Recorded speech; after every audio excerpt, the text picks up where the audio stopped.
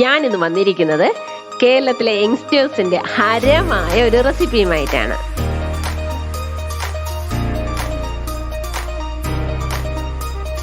Hi friends, ഞാൻ മിനിയാണ്. പല്ലവി ഈറ്റ്സിലേക്ക് സ്വാഗതം. എന്താണെന്നോ നിങ്ങൾക്ക് ഫോട്ടോ കണ്ടപ്പോൾ തന്നെ മനസ്സിലായി കാണും. എന്നാലും ഞാൻ പറയുവാണ്, യുവജനങ്ങളുടെ ഹരമായ തനി നാടൻ ബീഫ് ഫ്രൈ.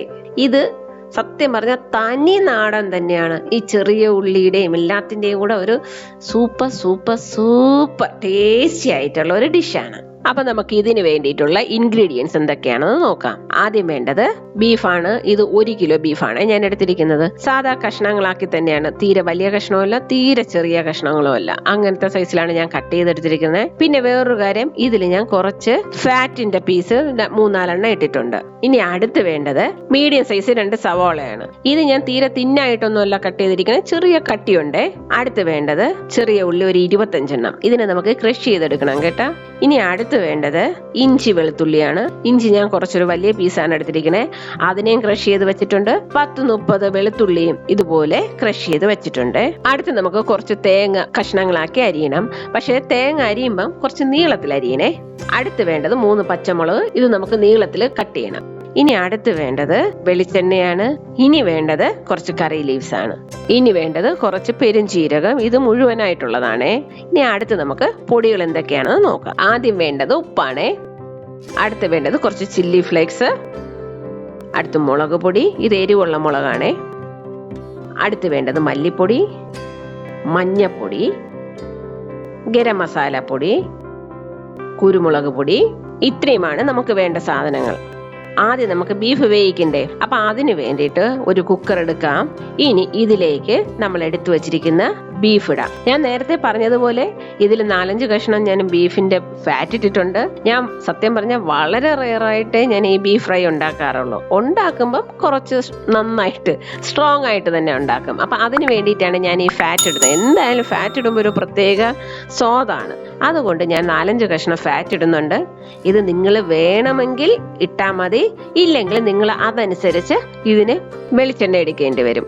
ഇനി നമുക്ക് ബീഫിലേക്ക് 1/2 സ്പൂൺ മുളക് പൊടി ഇടാം, 1/2 സ്പൂൺ മല്ലിപ്പൊടി ഇടാം, 1/2 സ്പൂൺ മഞ്ഞപ്പൊടി, 1/2 സ്പൂൺ കുരുമുളക് പൊടി, ആവശ്യത്തിന് ഉപ്പ്. ഞാനിവിടെ 1 ടീസ്പൂണാണ് ഇടുന്നത്. നമുക്ക് ഇനി ഇടേണ്ടി വരും.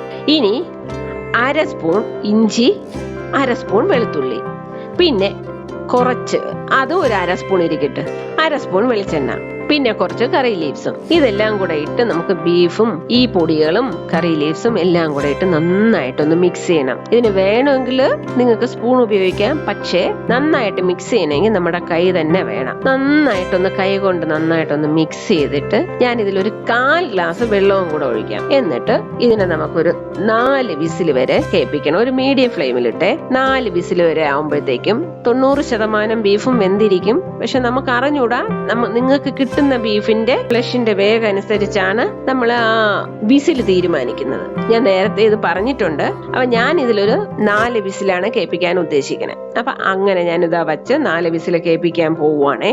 അപ്പം ഈ സമയത്ത് നമ്മൾ എടുത്തു വെച്ചിരിക്കുന്ന ചെറിയ ഉള്ളിയില്ലേ, അത് മിക്സിയിലിട്ടിട്ട് ഒന്ന് ചെറുതായിട്ട് ഒന്ന് ക്രഷ് എന്ന് വെച്ചാൽ ചതച്ചെടുക്കണം. അത് ഞാൻ ജസ്റ്റ് ഒന്ന് ഓൺ ഓഫ്, അപ്പോഴത്തേക്കും നമുക്ക് കറക്റ്റ് ആയിട്ട് അത് ക്രഷ് ആയി കിട്ടും. അപ്പൊ നമ്മുടെ കുക്കറിന്റെ 4 വിസിൽ കേട്ട് കഴിഞ്ഞേ. അപ്പൊ ഞാനത് മാറ്റി വയ്ക്കുവാണ്.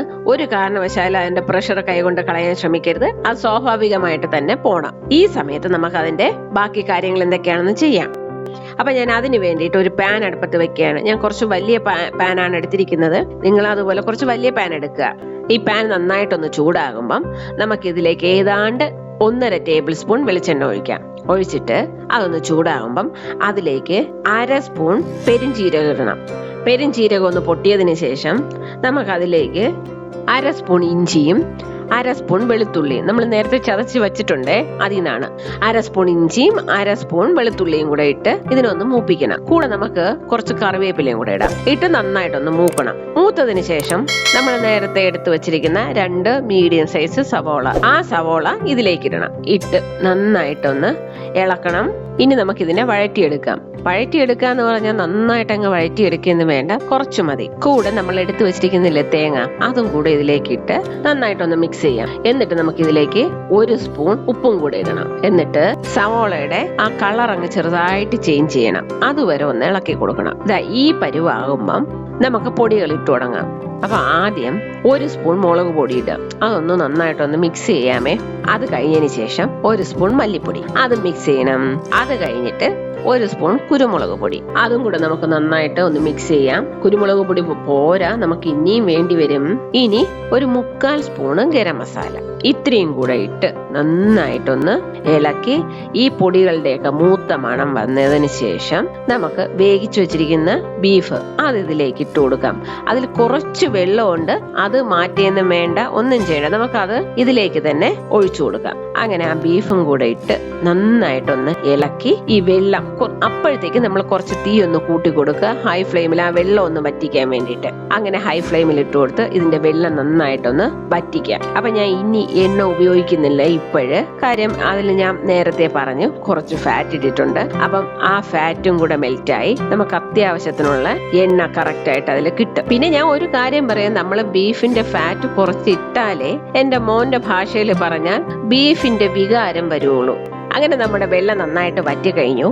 ഇനി നമുക്കിതിനൊന്ന് നന്നായിട്ട് മുരിച്ചെടുക്കണം. അപ്പൊ അതിനു മുന്നേ ഞാൻ പറഞ്ഞില്ലേ കുരുമുളക് പൊടി വേണമെന്ന്. ഇപ്പോഴാണ് 1 സ്പൂൺ കുരുമുളക് പൊടിയും കൂടെ നമുക്ക് ഇതിലേക്ക് ഇട്ട് കൊടുക്കാം. ഇതിന് സ്വല്പം എരിവായിരിക്കും ബീഫ് ഫ്രൈക്ക്. അങ്ങനെ നന്നായിട്ട് കുരുമുളകും കൂടെ ഇട്ട് നന്നായിട്ടൊന്ന് മിക്സ് ചെയ്ത് ഇത് ആ എണ്ണയെ കിടന്ന് നന്നായിട്ടൊന്ന് മൊരിയണം. മൊരിഞ്ഞ് അതിന്റെ കളർ സഹിതം മാറും, ഒരു ഡാർക്ക് കളറിലേക്ക് വരും. അതുവരെ ഒന്ന് വെയിറ്റ് ചെയ്യുക. ഈ സമയത്ത് വേണമെങ്കിൽ നിങ്ങൾക്ക് ഉപ്പ് നോക്കാം. ഞാനിപ്പോ 2 ടീസ്പൂൺ ഉപ്പ് ഇട്ടിരുന്നു. എനിക്കിത് കറക്റ്റ് ആയിട്ടാണുള്ളത്. നിങ്ങൾ നോക്കുക. ഉപ്പായാലും പുളിയായാലും എരിവായാലും ഓരോരുത്തർക്കും ഓരോ ഇഷ്ടങ്ങളാണ്.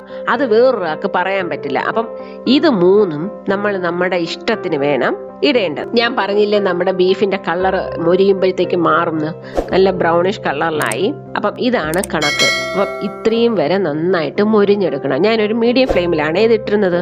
നന്നായിട്ട് മൊരിഞ്ഞു കഴിഞ്ഞു. അപ്പൊ ഇനി നമുക്കിതിനെ ഒരു ബൗളിലേക്ക് മാറ്റാം. അപ്പം ബാക്കി എണ്ണ കുറച്ച് വരും, അത് നമുക്ക് കളയണ്ട. അടുത്തിനി ഉണ്ട് ചെയ്യാൻ. ഞാൻ ഒരു മണ്ടത്തരം കാണിച്ചു. എനിക്ക് നന്നായിട്ട് അറിയാം ഇതൊരു ബൗളിലേക്ക് മാറ്റണം എന്നുള്ളത്. അതിന് ഞാൻ ഉപയോഗിച്ചുകൊണ്ടിരുന്ന തവി പറ്റൂല എന്നും അറിയാം. എന്നാലും ഞാൻ ആ തവി വെച്ചാണ് ഇതുവരെ ഇളക്കിക്കൊണ്ടിരുന്നത്. നോക്കിയിട്ട് എടുക്കാൻ പറ്റില്ല. ഞാൻ അതുകൊണ്ട് വേറെ തവി എടുക്കേണ്ടി വന്നു.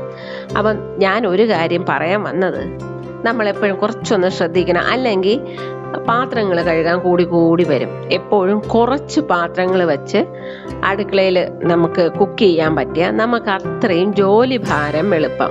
കണ്ടില്ലേ, ശ്രദ്ധിക്കാതിരുന്നപ്പോൾ എനിക്കിപ്പോൾ 2 തവി കഴുകേണ്ടി വരണം. അങ്ങനെ ഞാൻ ആ ബൗളിലേക്ക് എല്ലാ ബീഫും മാറ്റി കഴിഞ്ഞു. അപ്പൊ ഇതാ ബാക്കി കുറച്ച് എണ്ണ ബാക്കിയുണ്ട്. അപ്പൊ ഇതിലേക്ക് ഞാനിത് 1/2 സ്പൂണ് പെരുംജീരകം ഇട്ട് കൊടുക്കുവാണ്.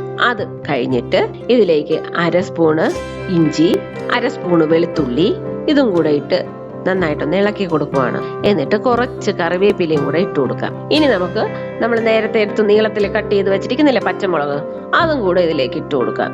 ഇതെല്ലാം ചെറുതായിട്ടൊന്ന് മൂത്ത് കഴിയുമ്പോഴത്തേക്കും നമുക്ക് ചതച്ച് വെച്ചിരിക്കുന്നില്ലേ ചെറിയ ഉള്ളി, അതും കൂടെ ഇതിലേക്കൊന്ന് ഇട്ട് കൊടുക്കണം. ഇട്ട് അങ്ങ് നന്നായിട്ട് വഴറ്റി, ഒന്നും ചെയ്യണ്ട, നമുക്ക് കടിക്കാൻ കിട്ടണം. ആ ഒരു സ്റ്റൈലിൽ ഇതിനൊന്ന് വഴറ്റിയെടുക്കണം.